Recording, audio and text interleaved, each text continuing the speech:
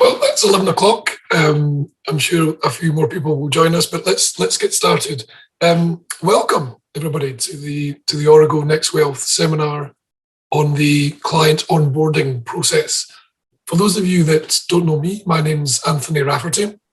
I'm the Chief Exec of Origo. We do have a large number of people here, which shows, I think, the interest that there is in the client onboarding process. And it's probably no surprise if you're an advisor who has to onboard new clients, or indeed a provider or a platform who's at the other side of that. Or as I was fairly recently, a customer going through the onboarding process, you'll know that large parts of it are broken and ripe for fixing.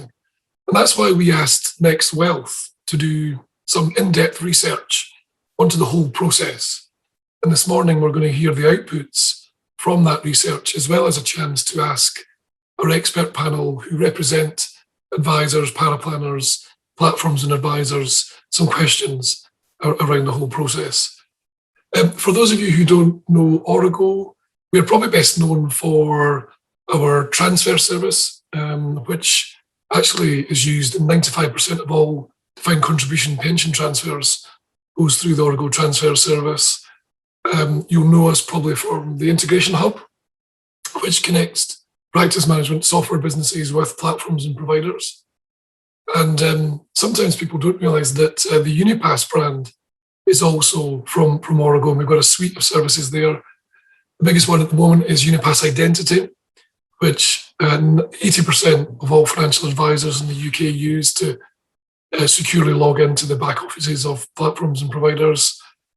We have a Unipass encrypted email service called MailLock. And actually last week, in the purpose of the research that NextWealth carried out, last week we launched Unipass Letter of Authority, which is a service which aims to take away the paper and envelopes and stamps and physical signatures from the broken Letter of Authority process. That's enough of a plug for that. I'm delighted to hand over to the host for this session, the founder and managing director of NextWealth, Heather Hopkins. Great, thank you, Anthony. Delighted to be here. At NextWealth, this is a topic we're really, really passionate about, because what we care about is helping to make the industry work better for customers and financial advisors. And as Anthony said, the letter of authority process is broken. And that's certainly one of the things I think Julie will be talking about in a minute when she shares the findings from the research. Just as a bit of background, we did a piece of work a wee while ago called Financial Advice Business Benchmark Study. It's a report we do every year. And we found that the average cost to onboard a client for a financial advice business, so to the financial advice business, not to the client, the average cost to that financial advice business is just over £1,500, and it takes an average of 3 to 4 weeks. And when you think about that, that's a point at which clients are actively engaging with their finances, how detrimental that could potentially be to their trust in our industry, to their confidence that we're a forward-facing modern industry, and so we think this topic is really, really important. Now, of course, we've had this global pandemic, which has been absolutely tragic for so many reasons, but it has ushered in a wave of digital process improvements that are really encouraging. But when we look at client onboarding, there are too many processes that remain manual. And as Anthony referred to, putting paper in envelopes, and the idea that that's a secure form of communication, I think, can really be challenged. And that was really the genesis for this report that my colleague Julie Best is going to talk through in a minute. So we did a report supported by Origo on the client onboarding process to understand the challenges it poses to financial advisors and providers, to really understand this issue from all different perspectives, because by understanding these different perspectives, we think that we can work together to find solutions to fix those challenges. So that's why we're here today, to have this open conversation about the challenges of client onboarding, get viewpoints from across the market, to again try and make the industry better for our customers. So we're going to start with a presentation from my colleague Julie Best, who was the author of the report and spends her days speaking with people working in financial advice businesses. She'll talk through the findings, and then we'll go to a panel where we'll hear from Anthony Rafferty, CEO of Origo, who introduced this session, Debbie Condon, founder and CEO of Intuitive Support Services, and those of you who follow the LOA debate will have seen probably Debbie's fantastic report comparing LOA processes for different providers. Paul Richards, Head of Sales for Fidelity, Mark Ormston, Associate Director of Retirement Line, and Stuart Hornblower, Solution Architect at LV. So put questions and comments in the chat or the Q&A function. And with that, I will pass over to Julie. Thank you, Heather.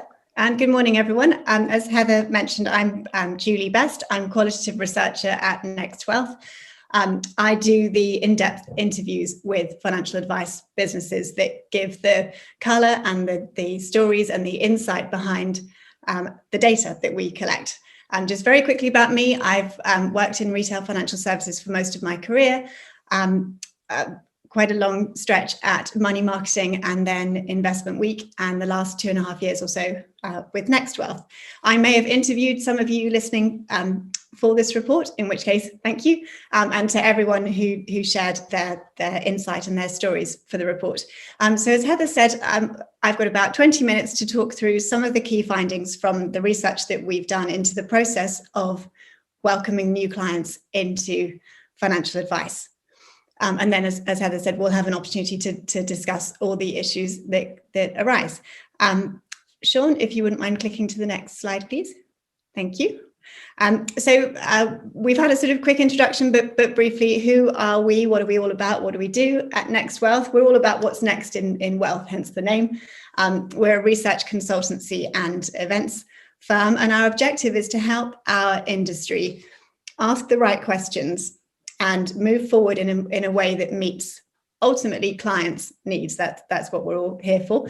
So often we'll explore an issue, we'll help all parties understand what's happening on the ground. So what are clients experiencing? What are advisors experiencing? What are providers experiencing? And take a step back to see how perhaps things can change and move forward. This particular project really struck a chord. I know, when I'm putting out a call for the research panel to participate in a study that we're doing, if pretty much everybody says yes, and if at the beginning of the conversation I just need to ask a question or two, and then they're off, and there are so many thoughts and stories to be shared, and that when we publish the report, and these are some examples here of some of the comments and the headlines, having published this piece of research. You can see that it's really a topic that's quite close to a lot of people's hearts. So there was a great comment that we had to include, and actually I was kind of pondering briefly kicking off this presentation with a quick round of name that hold music, because we loved a comment that someone put, if there's ever a name that hold music game show, I'll be unbeatable, just as a reflection of how much time unfortunately advisors are still having to spend on the phone chasing some of these letters of authority and parts of the process through. So the point I wanted to make here is, yes, it's an issue that gets people quite frustrated. There's a lot of venting, but what our aim with this report is to bring out the challenges on both sides. So with advisors and with providers, explore it all in depth, and then hopefully point towards some solutions. As a related piece of work, one of the pieces on this slide mentions some work we did into summarizing the platform's acceptance of digital signatures, sort of quite early on in lockdown, and how many processes still required paper forms. And the reason we do these things is not to point fingers, it's to raise the visibility of these issues and move positively forward. And that's very much our intention with this piece of work also. So if you could go to the next slide, please, Sean. Thank you. So as Heather mentioned, where did this all kick off? This was a piece of research that we did in conjunction with the PFS. So we surveyed 480 odd advisors. Roughly a third of those had calculated the actual cost to onboard a new client. So we all know in every business, financial advice or otherwise, that adding a new client to the business costs money. It takes work. Lots of people in the business get involved. There's time taken and various bits of work to be done. So a third of those advisors had come to a figure that it on average costs just over £1,500 to onboard a client, and typically it takes between 3 or 4 weeks.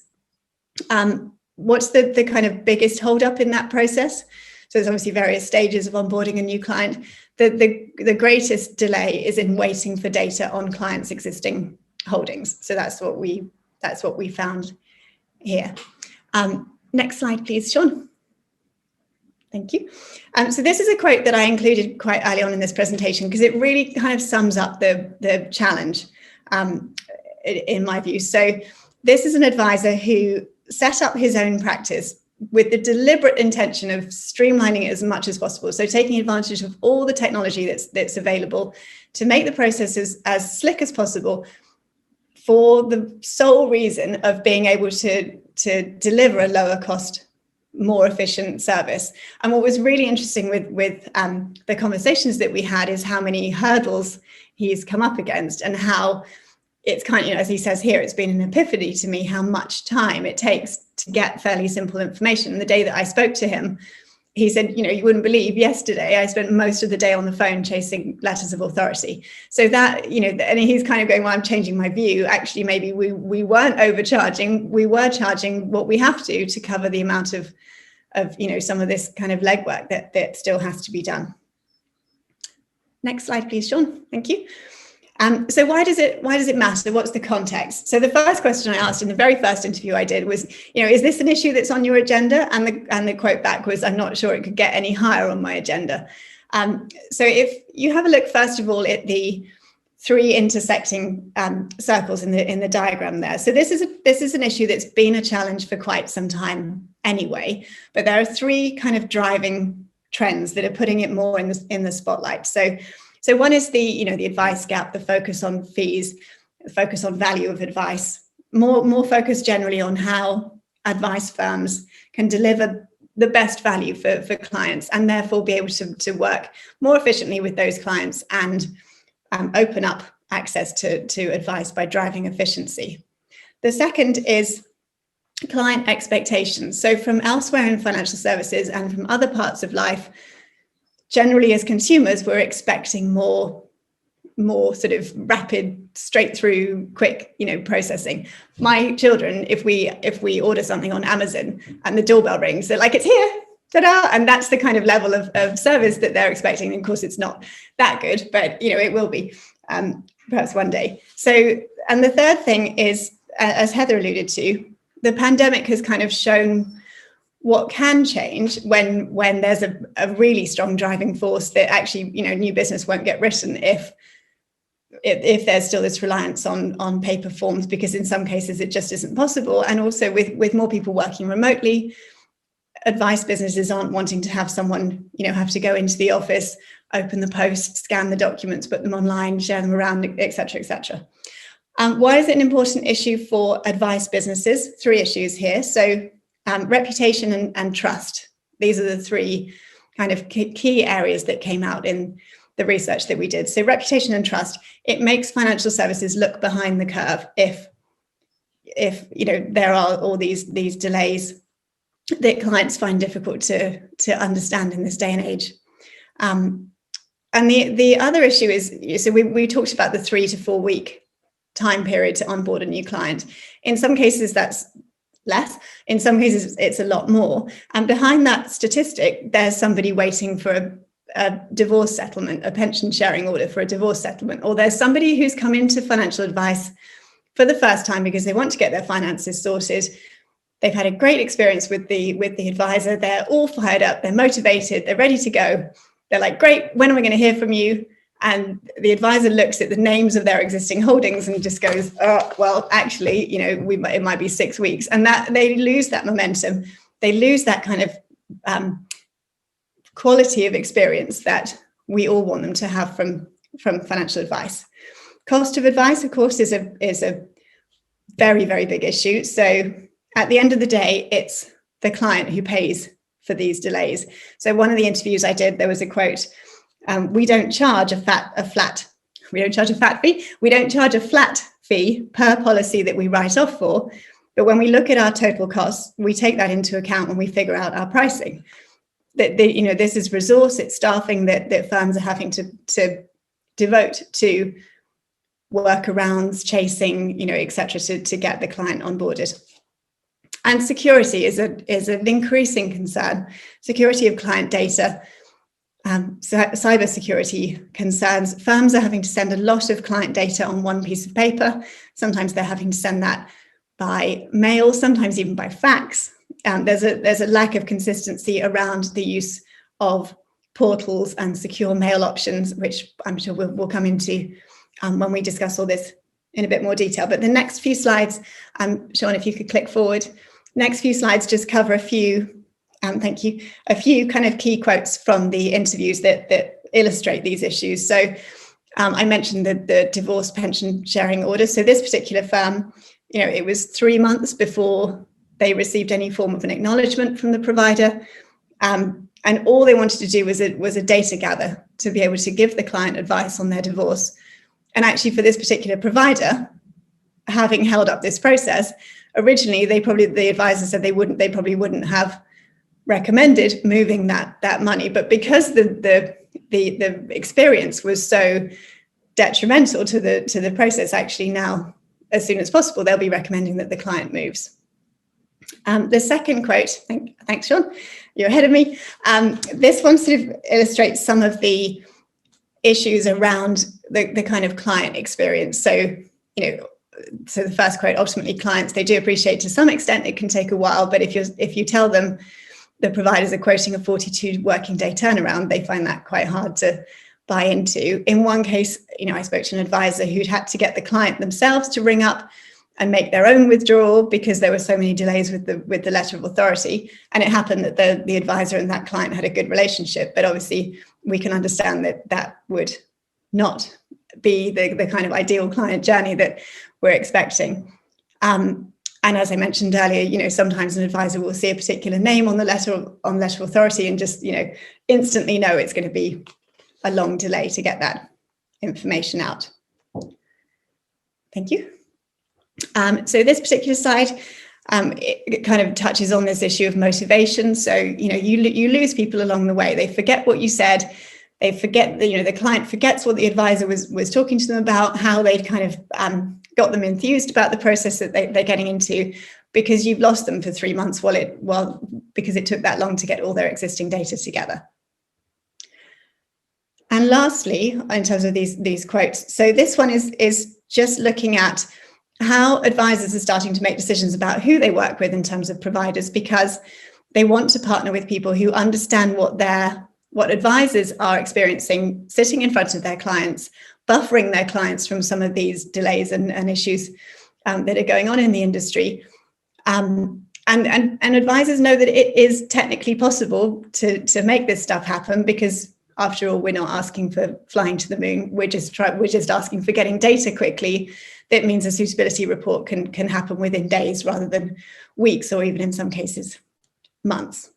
So the next slide, we're trying to visualize here what is going on in the onboarding process. So the inspiration for this was the kind of London Tube map. So I might not push this analogy too far because I haven't been into London for absolutely ages, but what you're wanting to experience as an advisor, as a client, is to get on at Victoria, get off at Embankment, straight through, no delays, no sat in a tunnel waiting for information or someone to tell you what's going on, not being rerouted via Oxford Circus. You want to go straight through from one end to the other. So if you look at the green line at the bottom of this diagram, this is what's technically possible. So if you've got a brand new client, new money, you're not having to gather information on existing policies, you can, in theory, have that client come into your office or make first contact, have your Zoom meeting, collect that client data, get it into the back office, have a call or a meeting, talk about goals,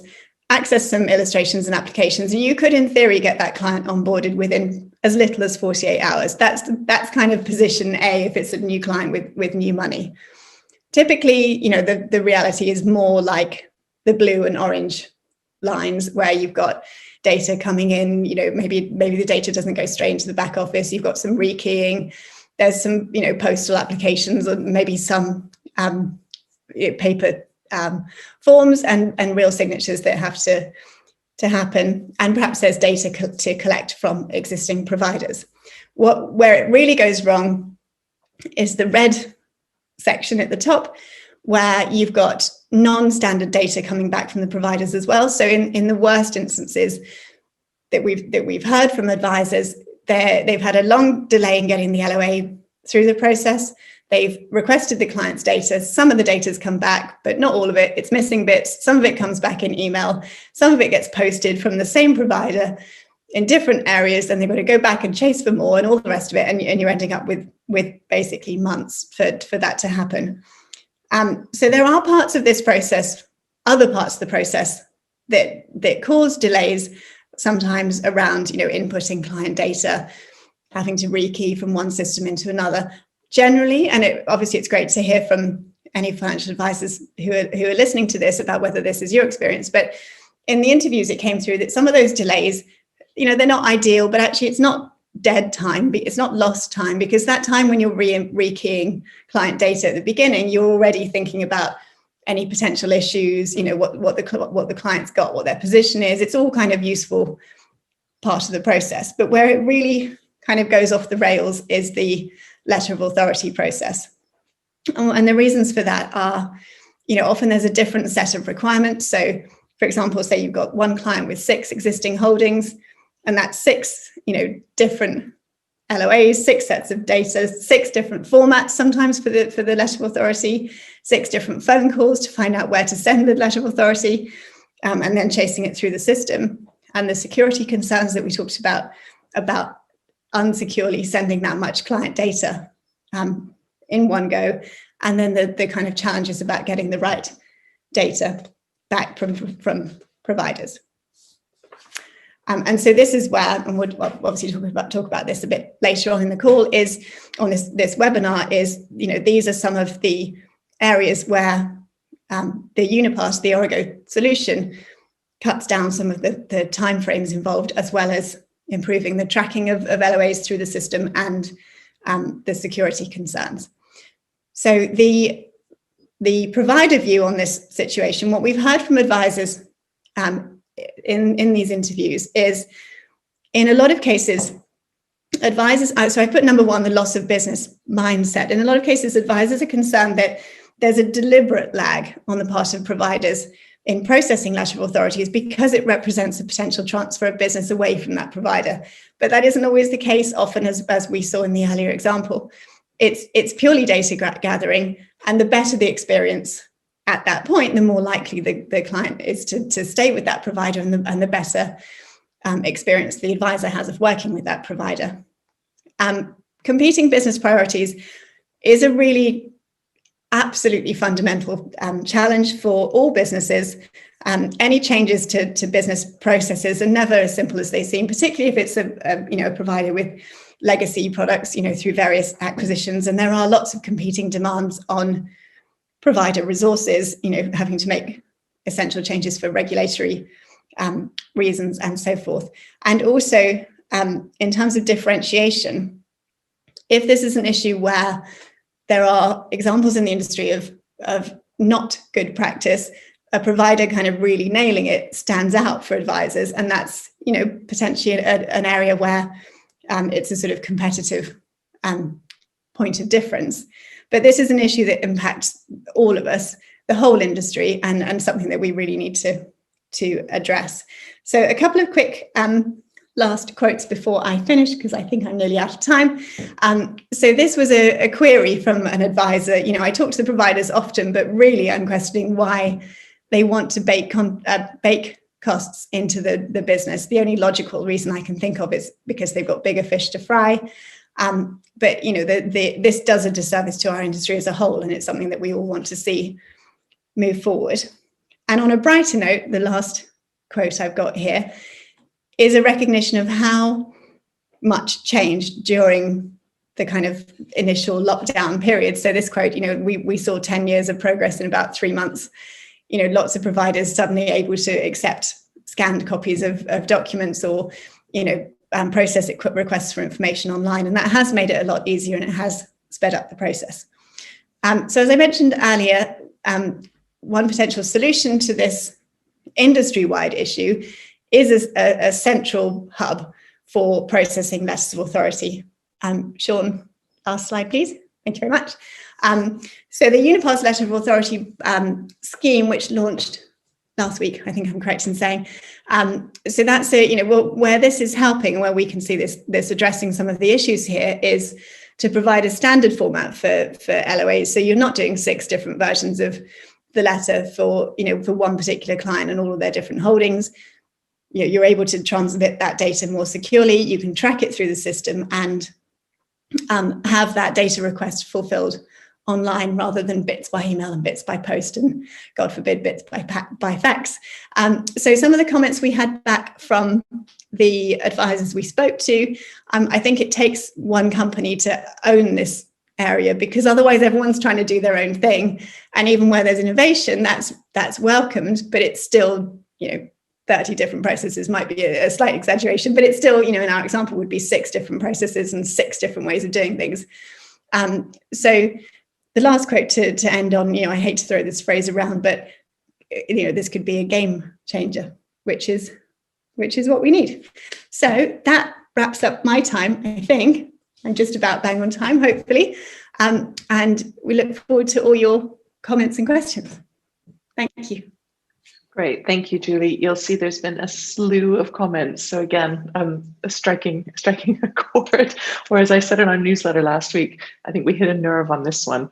Definitely a raw nerve potentially. I love the comments that you made, and it's a bit unfair for me to say this because we work together.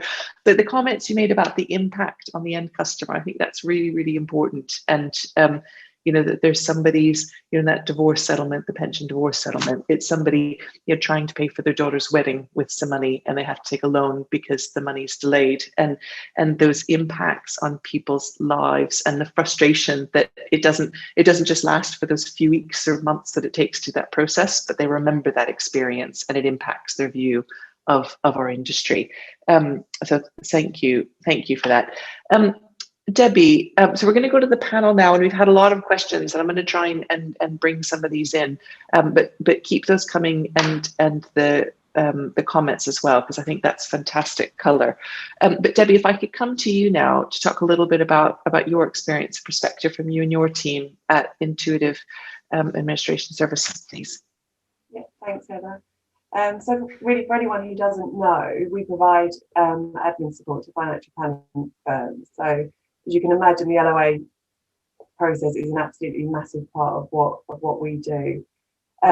Last year, we set about creating an LOA submission guide for about 80 providers and platforms, which was really quite some task and quite an eye-opener.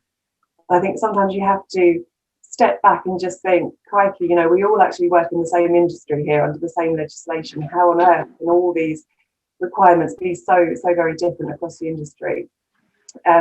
We first did that last year in August, and we updated it again 6 months later, but we did feel that there had been a lot of improvement during that 6-month period, probably partly due to COVID forcing the issue, but it was a positive step nonetheless.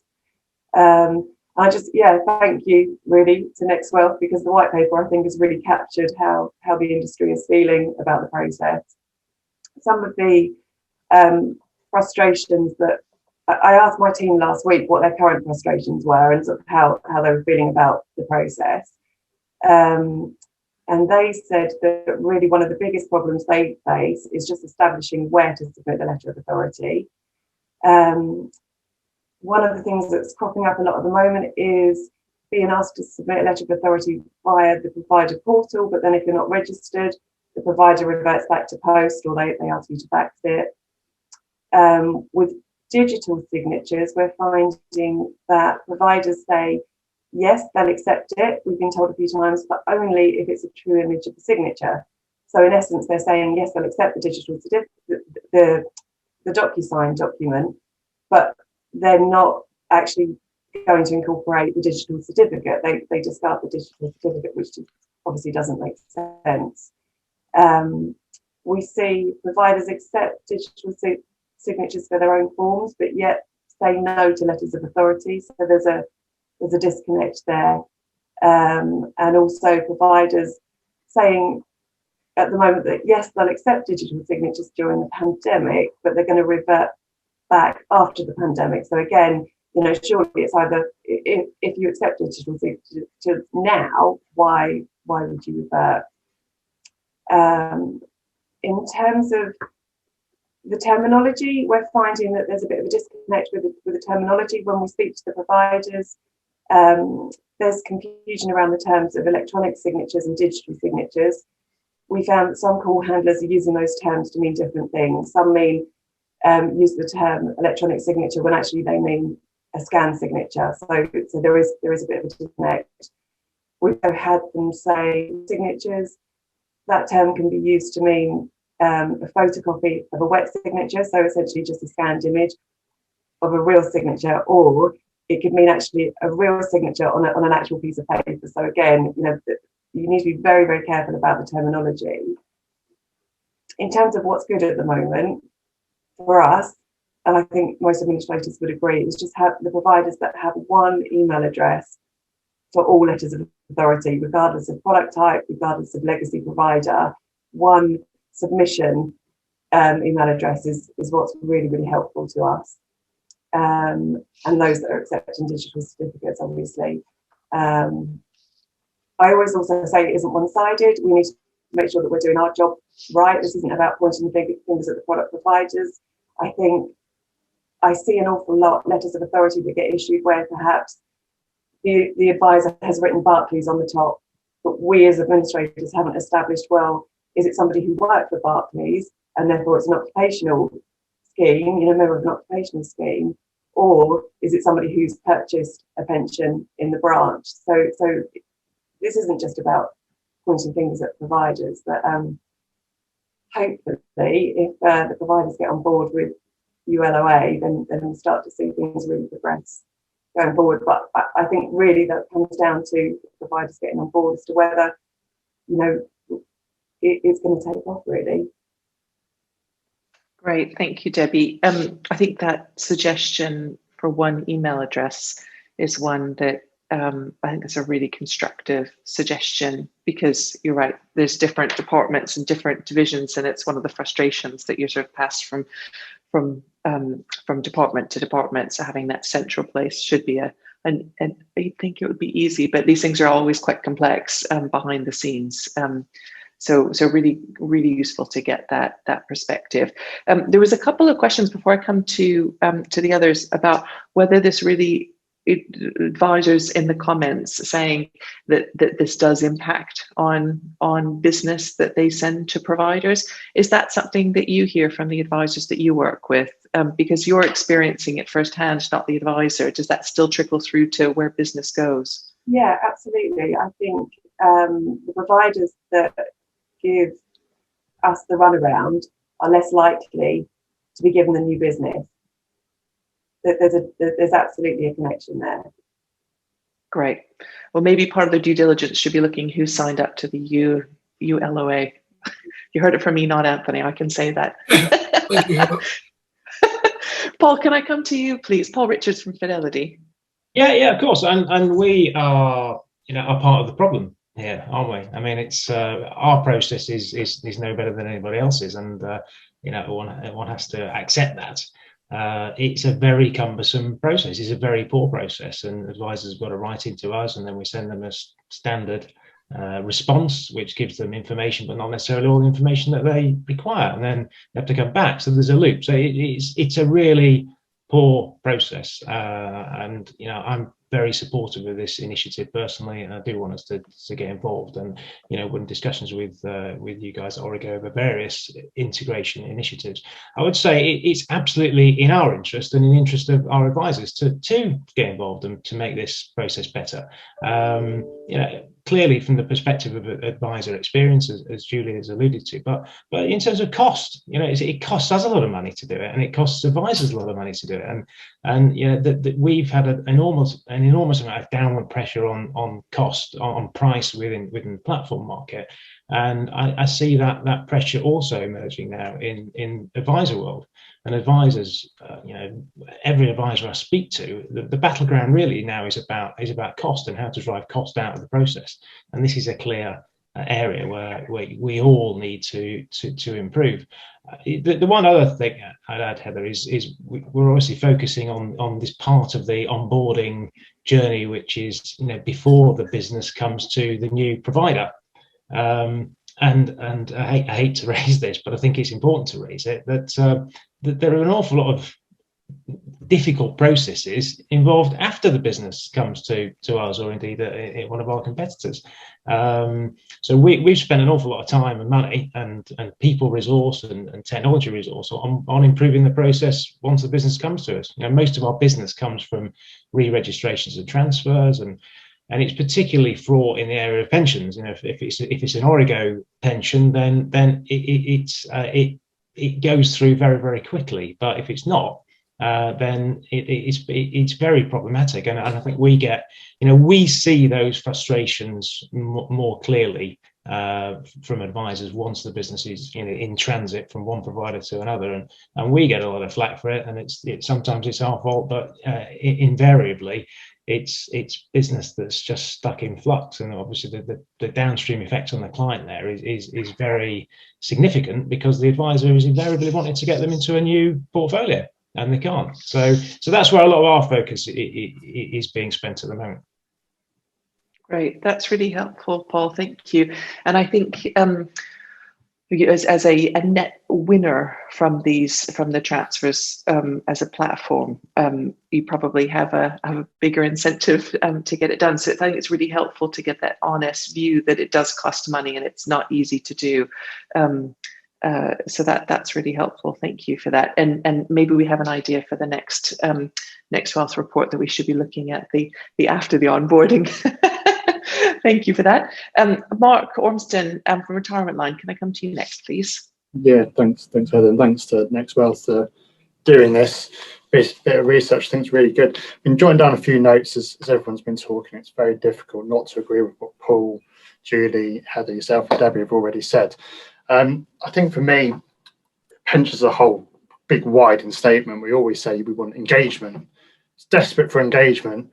And here we have a classic case of good engagement. We've got someone engaged and they want information, they've gone to the right person, and we put this big barrier in place straight away, which then impacting, further engagement, trust, transparency. It's bizarre, isn't it? It's absolutely bizarre. We're all saying engage with us, but we'll do so on our own time. So I think that's a really, really key point to get across. The other thing that I hear from admin teams in particular is wait times on the phone. I'm waiting so long to get through to people, especially since the pandemic. I wonder how much of that is, where's my LOA? Has it gone to the right place? When am I going to get my information? And that's one of the great things that I love about the Unipass letter of authority, is that ability of transparency and tracking where the letter of authority is. That part there, so simple, but huge from a client expectation point of view. So I think that's something, again, that the advantage of going digital can definitely support with. And I think the last point that I just quickly say here is I've had a lot of experience in advised and non-advised, and the divorce scenario that came up is really quite powerful. But the amount of times on the non-advised sides, I see letter of authorities and delaying, we're getting the information, and actually it's a DB transfer, it's a final salary plan transfer, and the consumer had no idea. That's just missed income.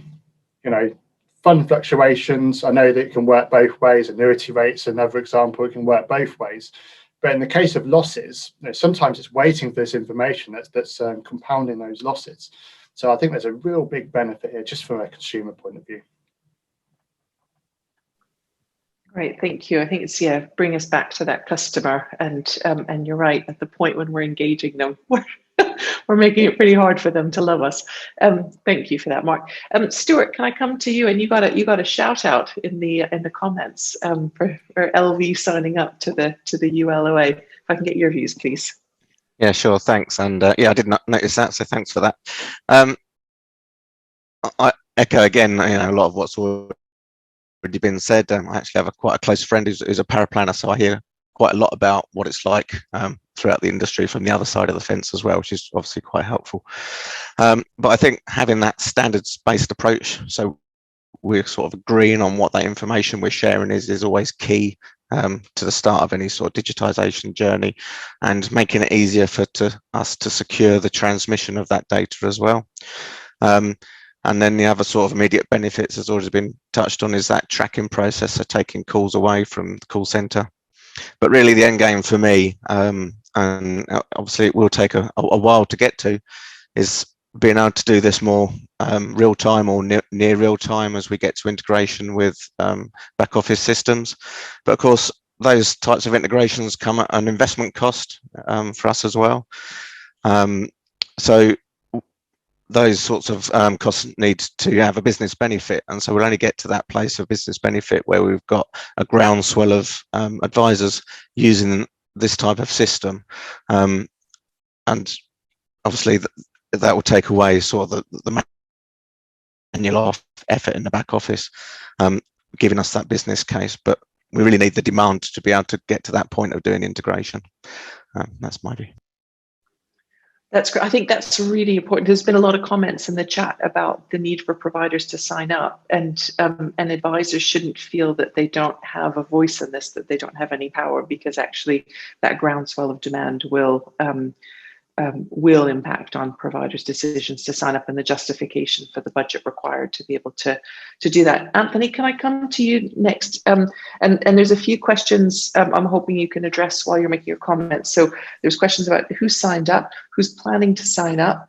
There were some questions about a standard paper LOA that had been offered in the past and an electronic LOA, and why that didn't work and why this is different. If you can address this.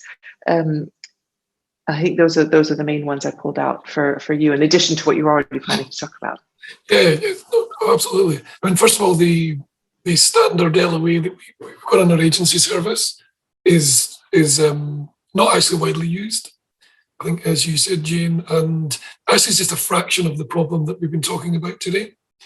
So we've created the Unipass Letter of Authority solution for it to be whole of market from an advisor's perspective.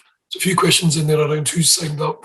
Indeed, LV is the first provider to sign up. We have many more in the pipeline, actually. In fact, we had 60 people from across the industry help us deliver the solution. So I'm very confident that we're going to get a large number of providers. But actually, from an advisor perspective, the solution works for any provider to begin with. For those providers that are not signed up, it will produce a pack in the early days, and as more providers come on board, that they will then switch into the digitally fulfilled solution. We've built it with what we call digital authorization. So again, we're trying to do away with signatures, and the client will just consent online for their data to be provided. So we're hoping that providers will accept that. There's no legal reasons why they wouldn't. It follows the NIST standards for that. As many have said, we've had a set of standards produced for this. So standards for the data request, standards for the APIs as well. So we're hoping that providers will integrate with the solution. And that will take away any need for rekeying at the provider level. Likewise, that practice management software will integrate with it, so that it will take away any need to key the client's details and when the request is being made. So it is early days. We do have LV at the moment. When we launched our pension transfer service, we had 4 providers on board, and you needed to be lucky enough to be transferring from between 2 of those in the early days. And now we do 95% of all the DC pensions. This solution is different. You can use this, advisors can use it across the whole market. We didn't want to produce lists and let the advisor have to work out who they could use it for. We want it to be used as the process for letters of authority. I'm confident we'll get there. Did I miss any other questions, Heather? I think you're on mute. I've remembered there is one actually. There was one around, is there a limit to how many we can use in the month? And there won't be a limit. This is, at the moment, it's a free service as we're getting going.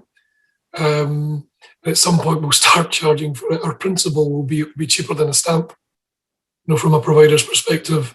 Yes, from an advisor's perspective, rather.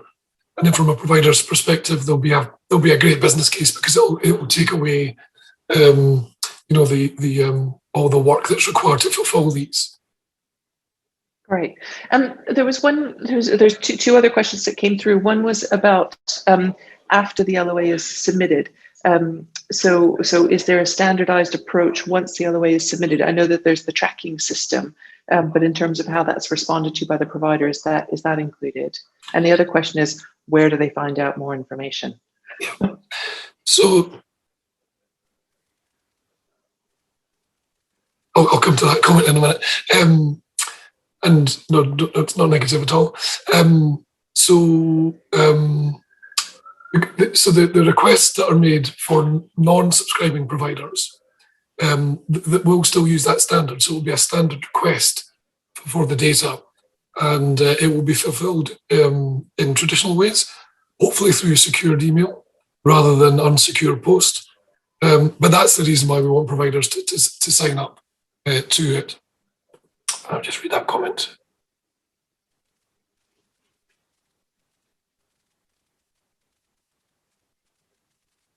So yeah, so the expectation is that even providers who haven't signed up, will respond using the standard that's been created. There's a few technical questions and detailed questions about the proposition. Is there? I missed it. Will there be some follow up to people afterwards where they can get some more details on that? Yeah, I mean, anybody can get in touch with me, or indeed, the team at Origo. I'm sure you've got existing relationships there. I see Richard's Clark's on the call as well, who's well used to answering more technical questions. Perfect. Has anybody got anything, just to jump in there, if there is anybody who's got anything along the lines of they want a demo or to see the service in action, we're more than happy to do that. This isn't what it's about today. Today's about the white paper and talking through the issues and how we've got potential solutions for it. But if anybody wants to go into the nuts and bolts of a demo or look through the service, very happy to do it. Please just drop me an email. I'll pop my email address in the chat and fire an email over to me and we'll get that done for you. Perfect, great.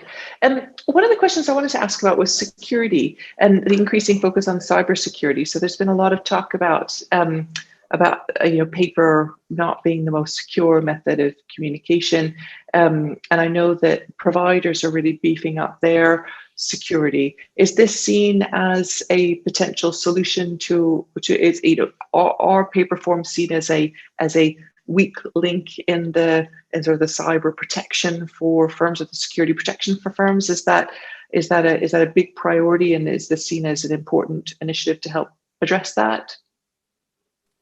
Mark, Paul, Stuart, anyone want to comment on that?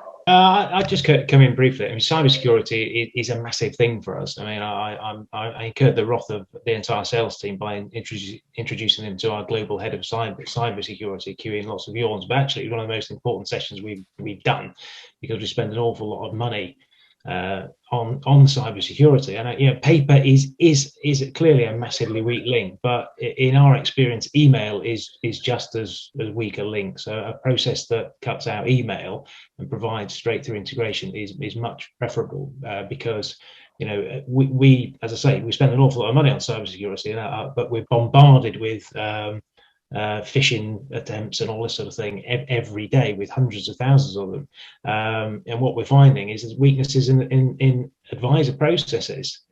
So we've done a lot of work to help advisors to point them in the direction of what sort of work they can be doing to help make their systems more secure. But as I say, email is a real vulnerability, which there've been a number of incidents that I'm aware of where email have been compromised with very damaging effects. I think it's interesting, isn't it? Because from a provider point of view, you need to protect yourself against the chance of customer fraud and advisor fraud. So someone impersonating two people, they've sort of got the double jeopardy, if you like. So it is really interesting. I think for me, one of the sticking points that we see quite a lot, trust-based schemes, so double signature, so trying to get the trustee signature as well.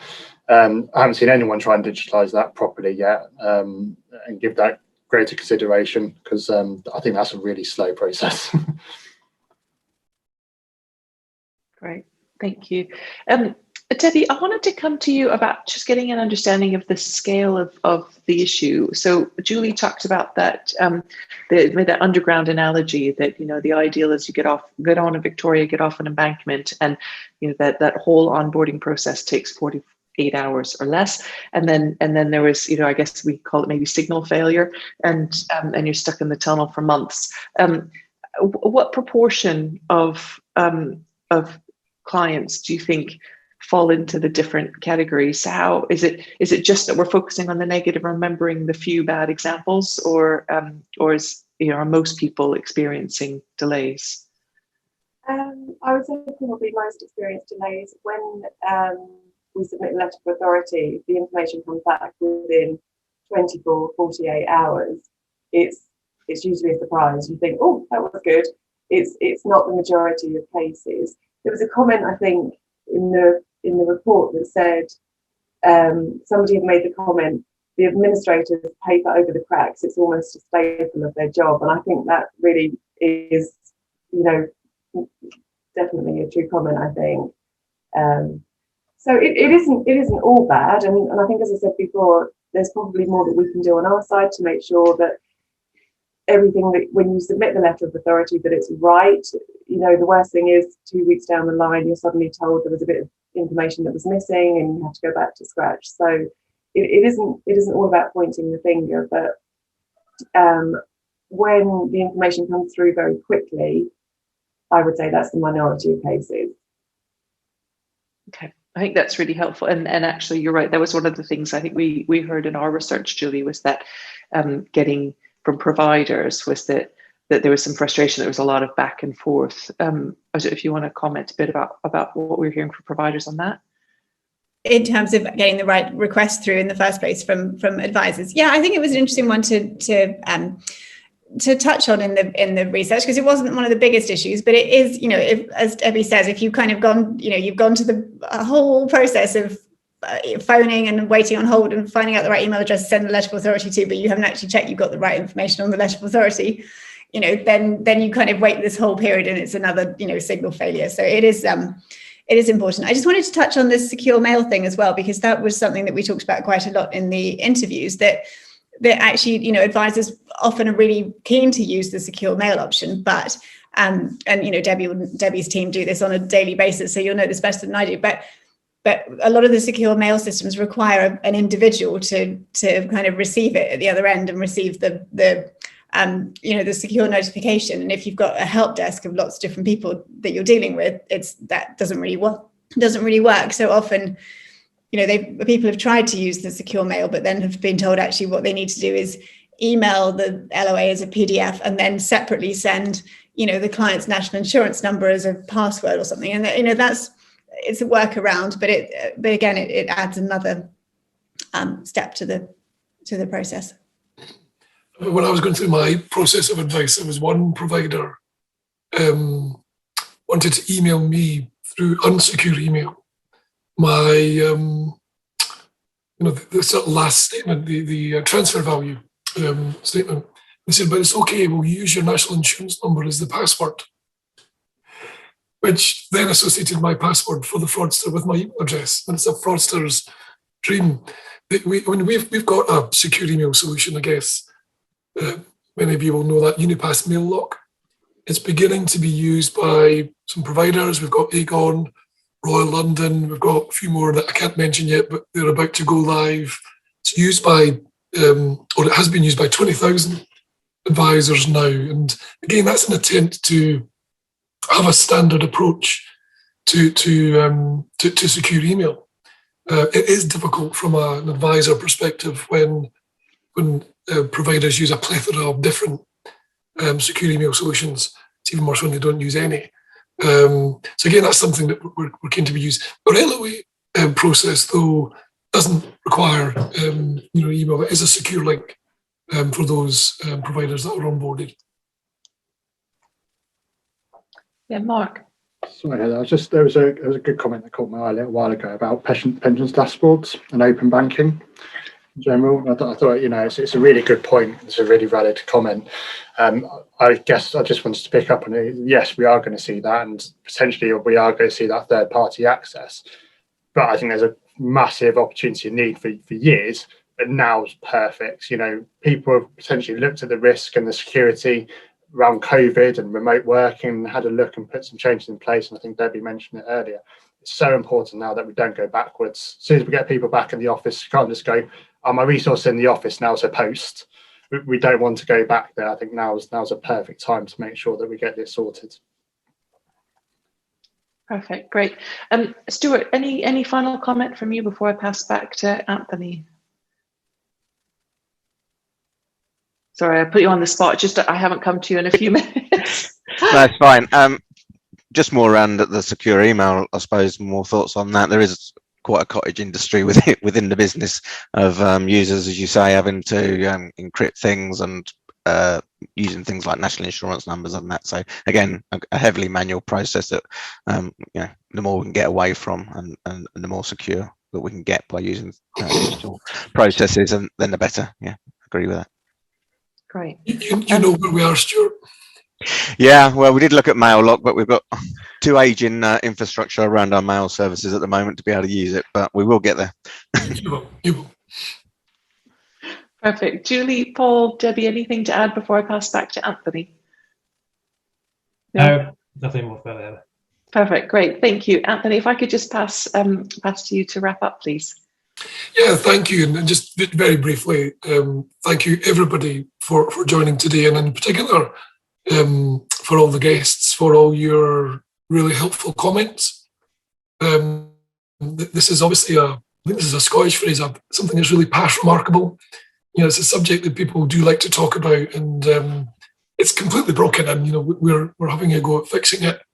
Got to start somewhere, and I'm really pleased, and thank you to LV for being the first customer and retirement line actually, and LV did the first purely digital LOA request and fulfillment the other day there. So congratulations and thank you to you two. Thank you to the panel for all your wise words and for making the time both before, actually during our building, but also during the session. And also thank you to Julie and Heather from NextWealth for your expertise on this. It's a really cracking piece of research. I recommend that you all read it. And thank you again for doing that. So that's it, everybody. Thank you so much for joining, and hopefully we'll see you around the industry soon. Thank you.